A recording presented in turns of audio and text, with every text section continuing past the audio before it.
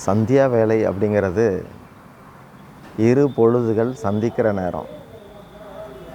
ரொம்ப அதிகாலை காலை அது சந்திக்குது.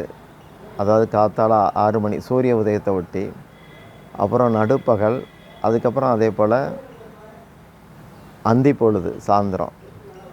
இது இரு பொழுதுகள் சந்திக்கிறதுனால சந்திய வேலை அப்படிங்கிறோம். ஒரு ட்ரெயின் வேகமாக போகுது, குப்பையெல்லாம் பின்னாடி பறந்து போகும். எதிர இன்னொரு ட்ரெயின் வருது, அப்போது அந்த குப்பை திணறும், அங்கே ஓடவா இங்கே ஓடவான்னு சொல்லி திணறும். இதே போல் மனசு இரு பொழுதுகள் சந்திக்கிற போது பயங்கரமாக தடுமாறும். பொதுவாக தடுமாறும் பொழுது கெட்டது தான் நடக்கும். அதை தவிர்க்கிறதுக்கு அந்த தருணங்களில் நம்ம பகவானை தியானிக்கிறதுக்காக சந்தியா வேளையில் அந்த காயத்ரி ஜபம் இதுகள்லாம் கொடுத்துருக்குறாங்க.